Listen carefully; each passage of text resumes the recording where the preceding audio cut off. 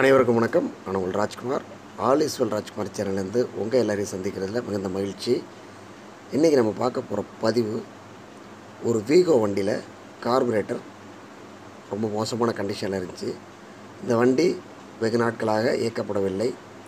இது நிப்பாட்டுறதுக்கு முன்னாடி மைலேஜ் இல்லை, வண்டியில் ஸ்டார்டிங் ட்ரபிள் இருக்குது, ஐட்லிங் ஆடாமல் ரேஸ் பண்ணியாக தான் வண்டி ஓட்டியிருக்கிறாங்க. அந்த மாதிரி ஒரு கண்டிஷன். வெறுத்து போய் வண்டியை நிப்பாட்டிட்டாங்க. அதுக்கப்புறமா பார்த்திங்கன்னா நம்மள்ட்ட கொண்டு வந்து கொடுத்து வண்டி சர்வீஸ் பண்ணணும்னு சொல்லியிருந்தாங்க. முதல்ல ஸ்டார்டிங் ட்ரபிளுக்காக தான் எடுத்துகிட்டு வந்தாங்க. அவங்கள்ட்ட பேசும்பொழுது வண்டி ரெடி பண்ணி ரொம்ப நாள் ஆச்சு, ஜென்ரல் சர்வீஸ் பண்ணிவிடுங்கன்னாங்க. முதல் வேலையாக கார்பரேட்டர் கழட்டி வாட்டர் வாஷ் பண்ணியிருக்கிறோம். வாட்டர் வாஷ் பண்ணதுக்கு அப்புறமா இந்த கார்பரேட்டர் இந்த நிலையில் இருக்குது. கவனமாக பாருங்கள். நம்ம க்ளீன் பண்ணுறதுக்கு நிறைய முறைகள் இருக்குது. ஒன்று ஒன்றா முயற்சிக்க போகிறோம். இப்போ கார்பரேட்டரை வாட்டர் வாஷ் பண்ணதுக்கு அப்புறமா பிரிச்சுட்டு இதில் நம்ம கெரோசின் ஸ்ப்ரே பண்ணி க்ளீன் பண்ண போகிறோம். கெரோசின் ஸ்ப்ரே பண்ணி ப்ரஷ் போட்டு க்ளீன் பண்ண போகிறோம். அதுக்கு இந்த கார்பரேட்டர் எவ்வளோ மாற்றங்களை கொடுக்குதுங்கிறத பார்க்க போகிறோம். கார்பரேட்டர் க்ளீன் பண்ணுறதுல நிறைய விதங்கள் இருக்குது. அந்த கார்பரேட்டருடைய நிலை, அப்போதைய நிலை என்னவோ அதற்கு தகுந்தாற் போல தான் அதை நம்ம க்ளீன் பண்ண முடியும். ஒரு புது வண்டியாக இருக்குது அப்படின்னா வெறுமனே பெட்ரோல் வாஷ் பண்ணாலும் போதும், வாட்டர் வாஷ் பண்ணி ஏர் வாஷ் பண்ணாலும் போதும், சரியாயிடும். அது கொஞ்ச நாள் ஓடின வண்டியாக இருக்குது, சின்ன சின்ன பிரச்சனைகள் இருக்குது அப்படிங்கிற பட்சத்தில் நம்ம கெரசினோ டீசலோ போட்டு க்ளீன் பண்ணி ரெடி பண்ணிடலாம். ஆனால் இது மாதிரி கடினமான கரைகளை கொண்ட ஒரு கார்பரேட்டர், கடினமான அடைப்புகளை கொண்டது. அதாவது இதில் கடினம்னு எதை சொல்கிறோம் அப்படின்னு பார்த்தீங்கன்னா, ஒரு வண்டி அதிக நாட்கள் இயக்கப்படாமல் இருக்கும் பொழுது அந்த வண்டியில் இருக்கக்கூடிய பெட்ரோலில் இருக்கக்கூடிய ஆட்டிடியூட்லாம் போயிட்டு வெறும் திரவ நிலைக்கு வந்துடும், தண்ணீர் ஆகிடும். அதில் தண்ணீர் கலக்கும் பொழுது துரு பிடிச்சி அது ரொம்ப ஒரு களிமண் ஸ்டேஜில் போய் உள்ளே போய் அடைச்சிரும். அதை தான் கடினம்னு சொல்கிறோம். கட்டியாக பாதரசம் மாதிரி ஆகிடும். அந்த மாதிரி ஆகும்பொழுது கொஞ்சம் கொஞ்சமாக அது காய்ந்து உள்ளே இருக்கக்கூடிய பேசேஜ்னு சொல்லக்கூடிய காற்று வழிப்பாதைகள் இதில் போய் அடைப்பு ஏற்பட்டுரும். அது ஏற்படுத்திருச்சு அப்படின்னா, அடைப்பு ஆகிடுச்சின்னா ரொம்ப கஷ்டம். இப்போ இதில் வந்து பார்த்திங்கன்னா கார்பரேட்டரில் air screw, idling screw, main jet, pilot jet, float needle, float pin எல்லாமே கழட்டியிருக்கோம். கழட்டி கெரசின் அடித்து க்ளீன் பண்ணதுக்கு அப்புறமா இந்த நிலைமை. அதன் பிறகு நம்ம தண்ணி ஊற்றி க்ளீன் பண்ணுறோம். தண்ணி ஊற்றுறதுக்கு முன்னாடி இதில் கொஞ்சமாக சோப் போட்டு மிக்ஸ் பண்ணிவிட்டு தண்ணி ஊற்றுறோம். இந்த மாதிரியான ஒரு ரெஸ்பான்ஸ் அதில் இருக்குது. அதாவது கார்பரேட்டர் ஒரு 30% 40% க்ளீனாக இருக்குது வெளிப்புறத்தில். இப்போ தான் நீங்கள் பார்க்குறீங்க. மொத்தமாக பார்த்தீங்கன்னா ஒரு 60% ரெஸ்பாண்ட் பண்ணியிருக்குது. நம்ம ஏர் ஸ்கோப்லாம் கழட்டி எடுத்துட்டோம். இப்போ கப்பை போட்டுட்டு இன்னொரு முறை கையாள போகிறோம். இப்போ அந்த முறையில் கையாளும் பொழுது எப்படி இருக்குங்கிறத நம்ம பார்க்கலாம். இதெல்லாம் ஒரு எளிமையான முறை. ஒவ்வொரு முறையிலையும் செய்யலாம் அப்படிங்கிறதுக்கு இது ஒரு உதாரணம். இப்போ இவ்வளோ தூரம் க்ளீன் பண்ணியும், இவ்வளோ தூரம் கடினமான கெரசின் போட்டு ப்ரஷ் போட்டு க்ளீன் பண்ணியும் இப்படி தான் அந்தளவுக்கு தான் அது ரெஸ்பாண்ட் பண்ணியிருக்குது. இப்போ நம்ம என்ன பண்ணுறோம்னா, ஹார்பிக் யூஸ் பண்ணுறோம். ஒரு பாட்டிலோட விலை 40 ரூபா. இந்த ஹார்பிக் வாங்கி கார்பரேட்டர் கப்பை மாட்டிட்டு ஒரு பிளாஸ்டிக் ட்ரேயில் வச்சு ஹார்பிக்கை மேலே அப்ளை பண்ணுறோம். இது கொஞ்சம் திடமான திரவம், கொஞ்சம் வழுவழுப்பாக இருக்கும். இது நம்ம மேலே போட்டிருக்கிறோம். போட்டுட்டு இதை கொஞ்சம் ஊற வைக்க போகிறோம். இந்த கார்பரேட்டர் க்ளீன் பண்ணுறதுல நிறைய முறைகள் இருக்குது. அதுக்கு தேவையானது அப்படிங்கிறத பற்றி பேசிக்கிட்டு இருக்கோம். ஒருவேளை இந்த கார்பரேட்டரில் இருக்கக்கூடிய பெட்ரோல் ரொம்ப பழமையாகி துருவாக மாறி, பாதரச நிலையிலேருந்து துருவாக மாறி உள்ள ஏர் பேசேஜில் போய் உட்காந்துருச்சு அப்படின்னா, உங்களுக்கு வண்டியை நீங்கள் எந்த விதத்தில் க்ளீன் பண்ணாலும் உள்ளே இருக்கக்கூடிய துகள்கள் வெளியில் வராது. மேலே வேணால் க்ளீனாக இருக்கும், கார்பரேட்டரோட வெளிப்புறம் சுத்தமாக இருக்கும். வண்டியை ரெடி பண்ணி மாட்டினோம்னா பிரச்சனைகள் இருந்துக்கிட்டே இருக்கும். ஒரு 5-6 உதவ வச்சதுக்கப்புறம் ஸ்டார்ட் ஆகும். செல்ஃப் போட்டோம்னா கொஞ்சம் நேரம் சுற்றிட்டு அப்புறம் ஸ்டார்ட் ஆகும். ஐட்லிங்கில் ஒரு 30 செகண்ட் 20 செகண்ட் ஐட்லிங் ஆகிட்டு ஆஃப் ஆகிடும். மைலேஜ் சரியாக வராது, ரிச் மிக்சரில் போகும். இது மாதிரியான பிரச்சனைகள்லாம் வர்றதுக்கான வாய்ப்புகள் அதிகம். அப்போது இப்போ நம்ம ஹார்பிக் போட்டு க்ளீன் பண்ணுறோம். இந்த முறையை நம்மளுடைய மூத்த டெக்னீஷியன் ஒருத்தர் மாயவரத்துலேருந்து சொல்லியிருந்தாங்க. இதன் பிரகாரம் இந்த முறையிலேயே நம்ம க்ளீன் பண்ணுறோம். அதை இதையும் செஞ்சுக்கிட்டு இருக்கோம். மீடியமான ஒரு கார்பரேட்டருக்கு, கடினமான கரைகள் இல்லாத ஒரு கார்பரேட்டருக்கு போடுறோம். ஏர் பேசேஜ் போகக்கூடிய, அதாவது ஏர் போகக்கூடிய வழிப்பாதைகளில் ஊற்றிருக்கிறோம். இப்போ இது உடனே உள்ளே இறங்காது, நல்லா கவனித்து பார்த்தீங்கன்னா தெரியும். ஆனால் வெளியில் அழுக்கையெல்லாம் அகற்றி நல்ல ஒரு ரிசல்ட் கொடுத்தது. இது ஒரு முறை.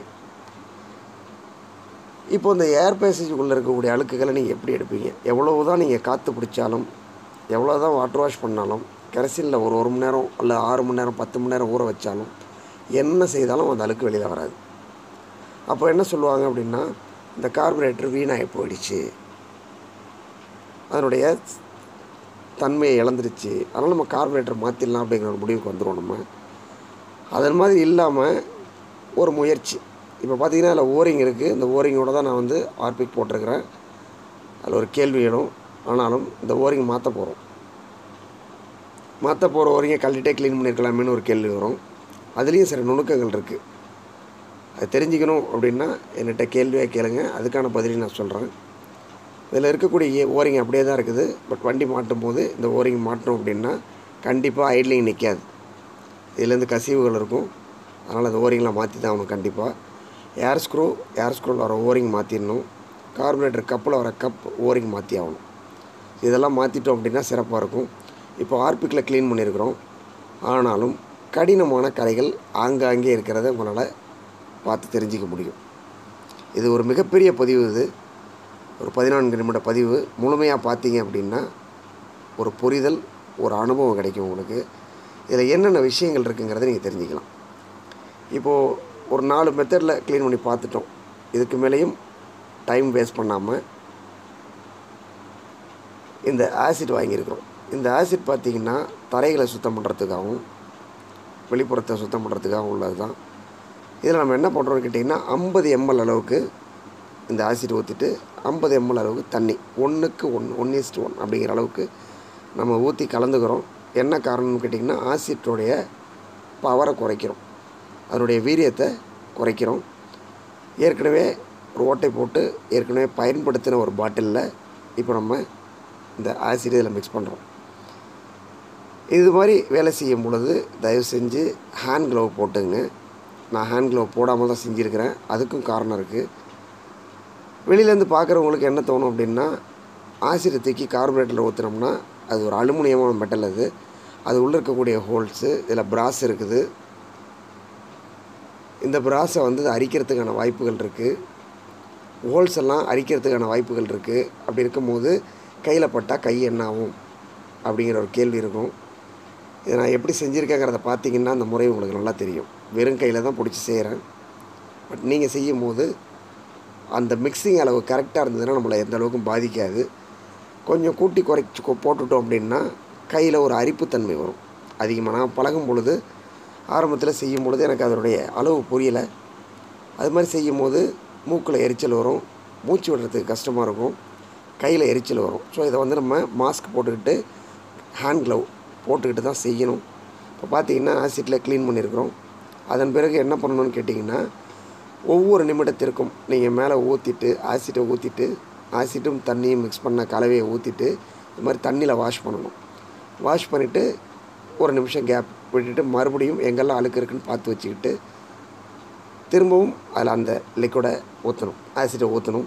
ஊற்றுனீங்கன்னா உங்களுக்கு நல்ல மாற்றங்கள் தெரியும். இப்போ ஏர் பேசேஜில் ஆசிட்டை ஊற்றுறேன். ஆசிட் எவ்வளோ குயிக்காக மூவ் ஆகுது, எவ்வளோ வேகமாக உள்ளே மூவ் ஆகுதுன்னு பாருங்கள். அந்த பக்கம் ஊற்றுறது ஜெட் வால்ஸ் வழியாக வந்து ஊற்றுறது உங்களுக்கு தெரியும். இது மாதிரி ஊற்றும் போது என்ன ஆகுன்னு கேட்டிங்கன்னா, உள்ளே இருக்கக்கூடிய டஸ்ட் பார்ட்டிகல்ஸ், அதாவது துரு, எத்தனால் நாள் அடைக்கப்படக்கூடிய அழுக்கு, பல நாள் யூஸ் பண்ணாமல் இருந்த பெட்ரோல் ஏற்பட்ட ஒரு அழுக்கு, இது எல்லாமே அது உள்ள ஹோல்ஸில் இருக்கும். இது மாதிரி போட்டு க்ளீன் பண்ணிங்கன்னா அதுலேருந்து வெளியில் வந்துடும். இது எல்லாமே ஒரு முறை. இந்த முறையில் தான் நான் செஞ்சுக்கிட்டு இருக்கிறேன். ஒவ்வொரு முறையாக ஒவ்வொருத்தவங்களும் சொல்லும் பொழுதும் ஒவ்வொரு விஷயங்களை பார்க்கும் பொழுதும் நம்ம யோசிக்கும் பொழுதும் செய்கிறத அனுபவமாக மாற்றி அந்த அனுபவத்துலேருந்து நமக்கு என்ன கிடைக்குது, எது சரியான முறை, இதை எந்த அளவுக்கு செஞ்சோம்னா கார்பரேட்டரில் பாதிப்பு இல்லாமல், வண்டிக்கு பாதிப்பு இல்லாமல், நமக்கு பாதிப்பு இல்லாமல் இதை செய்ய முடியும் அப்படிங்கிறது தான் நம்மளுடைய அனுபவம். இப்போது இது மாதிரி செஞ்சுட்டு ஒரு ப்ரஷ்ஷை போட்டு சுத்தமாக க்ளீன் பண்ணிவிட்டு மறுபடியும் ஒரு முறை ஆசிட் வாட்டர் போட்டுட்டு மறுபடியும் தண்ணீரில் க்ளீன் பண்ணிவிட்டு எடுத்து பார்த்தீங்க அப்படின்னா இந்த கார்பரேட்டர் தான் நம்ம கழட்டணுமா அப்படிங்கிற ஒரு டவுட் வரும். அந்த அளவுக்கு நம்ம செஞ்சுருக்கிறோம். இப்போ பார்த்தீங்கன்னா தெரியும். இதோடு மட்டும் முடியல, இன்னமும் இதில் வேலை இருக்குது. இப்போ நம்ம ஆசிட் போட்டிருக்கோம், வாட்டரில் க்ளீன் பண்ணியிருக்கோம், கெரசின் போட்டிருக்கோம், வாட்டர் வாஷ் பண்ணியிருக்கிறோம், எல்லாமே செஞ்சுருக்கிறோம். அப்போது இதில் இருக்கக்கூடிய தண்ணீர் துளிகள் கண்டிப்பாக உள்ள ஏர் பேசேஜிலும் ஜெட் ஹோல்ஸ்லேயும் சோக் ஹோல்ஸ்லேயும் எங்கேயாவது இருக்கிறதுக்கு வாய்ப்பு இருக்குது.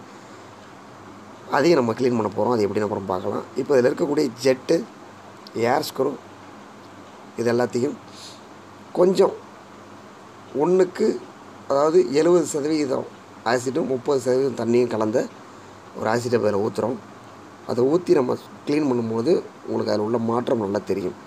இது சாதாரணமாக நம்ம ஒன்றுக்கு ஒன்று க்ளீன் பண்ண ஆசிட். இதில் ஒரு தடவை நம்ம க்ளீன் பண்ணுறோம். பண்ணதுக்கு அப்புறமா அந்த தண்ணீரை நவுத்திட்டு மறுபடியும் கடினமான ஆசிட்டை போட்டு நம்ம க்ளீன் பண்ணிவிட்டு தண்ணி ஊற்றி அலசிடுறோம். அலசிட்டு பார்க்கும்பொழுது அதோடய கலர் எந்தளவுக்கு மாறி இருக்குங்கிறத நீங்களே பார்த்து தெரிஞ்சுக்கலாம். இதன் பிறகு இதை பெட்ரோலில் கழுவுறோம். நல்லா கவனிச்சிங்க. இந்த வேலையெல்லாம் முடிஞ்சதுக்கப்புறமா பெட்ரோல் ஊற்றி ஒரு தடவை கழுவிட்டு எந்தெந்த ஹோல்ஸ்லெல்லாம் நம்ம தண்ணி ஊற்றணுமோ, எங்கெங்கெல்லாம் அழுக்கு இருக்குன்னு நமக்கு யோசிக்கிறோமோ அதிலெல்லாம் நம்ம செக் பண்ணுறதுக்காக இப்போ பெட்ரோல் ஊற்றுறோம். பெட்ரோல் ரொம்ப திரவம் ரொம்ப லேசியாக இருக்கக்கூடியது தான். அது நீர் மாதிரி இருக்கும், நீர் வடிவமான திரவம். அதை ஊற்றும் போது ஈஸியாக வெளியில் வந்துடும். இப்போ அதில் ஜெட்டு ஹோல்ஸ் எல்லாத்தையும் பார்க்குறோம். இந்த ஆட்டோமேசரில் இருக்கக்கூடிய ஹோல்ஸ் எல்லாமே நல்லா க்ளீன் ஆகிடும். இது மாதிரி க்ளீன் பண்ணும் பொழுது வண்டியில் ஐட்லிங் ஆடுறதோ அல்லது ஆக்சிலேட்டர் கொடுக்கும்போது அடைக்கிறதோ பிரச்சனையோ வராது. இதுக்காக தான் இந்த முறையில் க்ளீன் பண்ணுறோம். அதே மாதிரி கார்பரேட்டரில் உள்ளக்கூடிய உதிரி பாகங்கள் எல்லாத்தையும் க்ளீன் பண்ணி எடுத்து தனியாக வச்சிடுறோம். அதன் பிறகு இதை ஏர் வாஷ் பண்ண போகிறோம். காற்று பிடித்து முழுமையாக உள்ளே இருக்கக்கூடிய தண்ணீர், பெட்ரோல் அல்லது பெட்ரோல் ஏதோ ஒன்று உள்ளே இருக்கக்கூடியதை எல்லாத்தையுமே நம்ம ஏர் பிடிச்சி வெளியில் எடுக்க போகிறோம். அது மாதிரி எடுக்கும் பொழுது இப்போ பார்த்திங்கன்னா அதில் தண்ணி இருக்கிறது தெரியும். இவ்வளோ தூரம் வேலை செஞ்சுருக்கிறோம், அதில் தண்ணி இருக்கிறத பார்த்துருப்பீங்க. மறுபடியும் ஏர் வாஷ் பண்ணுறோம். ஏர் வாஷ் பண்ணும் பொழுது உள்ளே இருக்கக்கூடிய எந்த அடைப்பு இருந்தாலும் வெளியில் வந்துடும். இது ஒரு முறை. இந்த முறையில் தான் நான் செஞ்சிகிட்ருக்கிறேன். இதில் நிறையா பலன் அடைஞ்சிருக்கிறேன். கார்பரேட்டர் மாற்றக்கூடிய ஒரு சுச்சுவேஷனில் இருக்கக்கூடிய ஒரு சூழலில் இருக்கக்கூடிய ஒரு மாற்றி இது மாதிரி க்ளீன் பண்ணி போட்டு நிறைய வண்டிகளுக்கு ஓட வச்சுருக்கிறேன். இந்த ஓரிங்கெலாம் மாற்றணும். மாற்றிட்டு கார்பரேட்டர் செட் பண்ண போகிறோம். செட் பண்ணிவிட்டு வண்டியை ஸ்டார்ட் பண்ணி காமிக்கிறேன் எப்படி இருக்குன்னு பாருங்கள். இது மாதிரி நிறைய நுணுக்கமான விஷயங்களை நம்ம சேனலான ஆலிஸ்வல் ராஜ்குமார் சேனலில் கொடுத்துருக்குறேன். போய் பாருங்கள். உங்களுடைய மேலான கருத்துக்களை கொடுங்க. இந்த விஷயங்களை இப்படி தான் செய்யணுங்கிறது இல்லாமல் இப்படியும் செய்ய முடியும், இதனால் நமக்கு பலன் கிடைக்கும் அப்படிங்கிற விஷயத்தை காமிச்சிருக்கிறேன். இந்த கார்பரேட்டர் எவ்வளோ நீட்டாக அழகாக இருக்குது பார்த்தீங்கன்னா தெரியும். இதை கொஞ்சமாக ஆயில் போட்டு துடைச்சோம் அப்படின்னா இந்த ஆசிட்னால் இந்த கார்பரேட்டரில் மேலே ஒரு படிவம் மாறும். அது இல்லாமல் க்ளீன் பண்ணிடலாம். ரெடி பண்ணி மாட்டியாச்சு. ஸ்டார்ட் பண்ணி காமிக்கிறேன் பாருங்கள். மீண்டும் ஒரு நல்ல வீடியோவில் உங்களை சந்திக்கிறேன்.